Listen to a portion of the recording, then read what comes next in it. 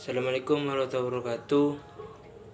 Sini saya akan sedikit menjelaskan tentang pengertian analisis laporan keuangan. Perkenalkan, nama saya Muhammad Imron Soleh, NIM 2019-3016. Pengertian dari analisis laporan keuangan dapat dilakukan dengan mengurai dan mendefinisikan dua kata tersebut dengan secara terpisah, yaitu kata analisis yang berarti memisahkan, sungguhnya menjadi bagian unit terkecil dari mengusahakan substansi dan suatu hal, sedangkan laporan keuangan adalah informasi yang menyajikan kondisi ekonomi sebuah perusahaan. Jadi, analisis keuangan berarti itu laporan keuangan yang menjadi unit yang lebih kecil dan melihat hubungannya yang signifikan, suatu yang mempunyai makna antara satu dengan yang lain.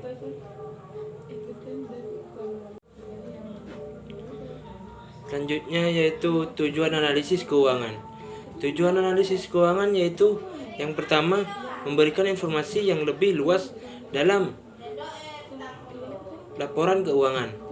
Kedua, menggali informasi yang tidak tampak secara eksplisit yang dalam laporan keuangan.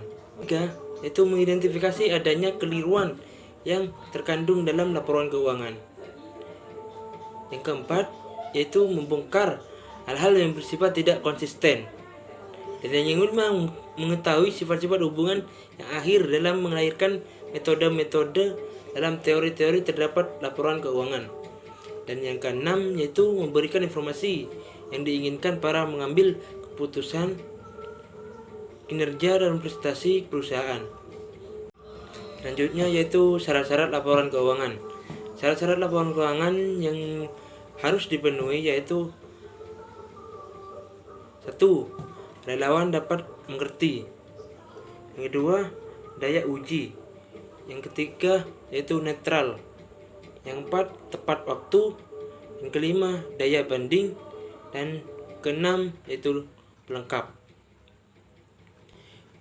Di samping keterbatasan yang dimiliki oleh penanalisis laporan keuangan, yaitu memiliki kelemahan-kelemahan yang diantaranya yaitu 1. Analisis laporan keuangan yang berdasarkan laporan keuangan, oleh karena itu menyimpulkan analisis tersebut agar tidak ada keliruan. Yang kedua yaitu objek analisis laporan keuangan adalah laporan keuangan untuk menganalisis sebuah kondisi keuntungan tidak cukup hanya dari angka-angka yang tertera pada laporan keuangan. Yang ketiga yaitu objek analisis laporan keuangan adalah data historis yang tertentu saja yang tidak dapat ada dalam keadaan masa kini dan masa depan yang akan datang. Assalamualaikum warahmatullahi wabarakatuh. Perkenalkan, nama saya Nailiyah Basiroh, NIM E2019-3015. Di sini saya akan menjelaskan tentang analisis rasio dan analisis tren.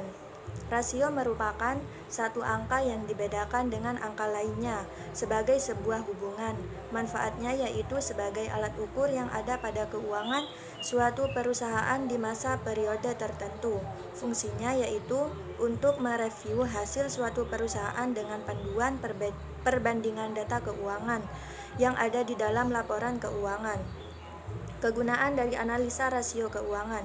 Analisa rasio keuangan diwujudkan dalam angka serta daftar statistik yang lebih bisa dibaca serta diterjemahkan, serta laporan keuangan yang begitu rinci dan rumit diganti menjadi sederhana serta informatif. Adapun beberapa kegunaan hal yang tercipta sebagai berikut. Yang pertama yaitu perwujudan visualisasi tentang sejarah perusahaan disertai dengan nilai keadaan suatu perusahaan tersebut. Perwujudan visualisasi kepada investor serta kreditor tentang kebaikan dan keburukan suatu keadaan atau tempat keuangan perusahaan dari satu periode ke periode lainnya.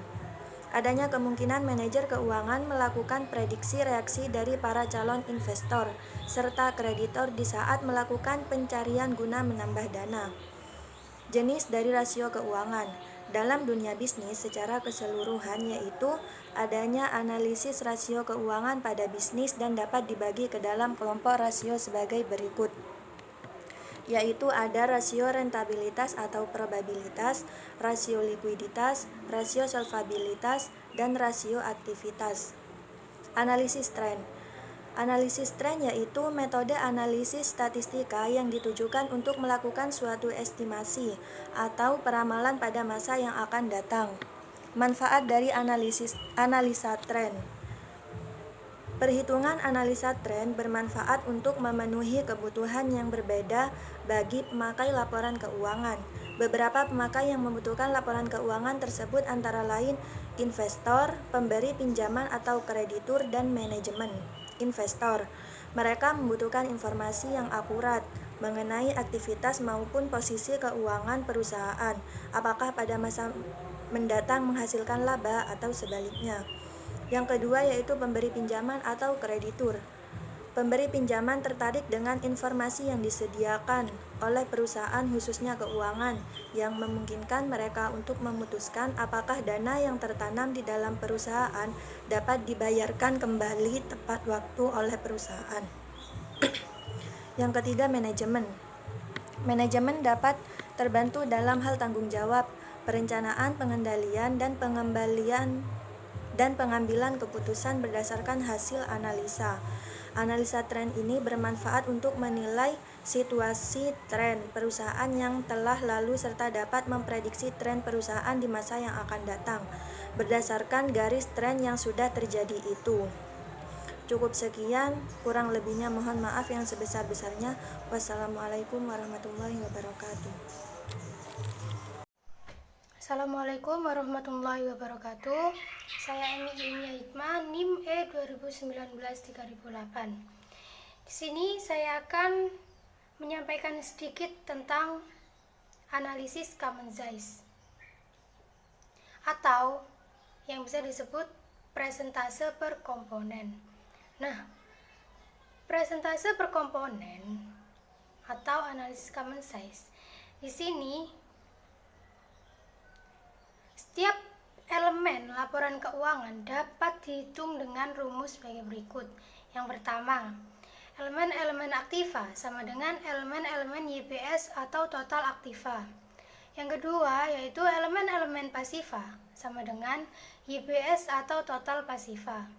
Untuk yang ketiga, yaitu elemen-elemen laba rugi sama dengan YPS atau penjualan.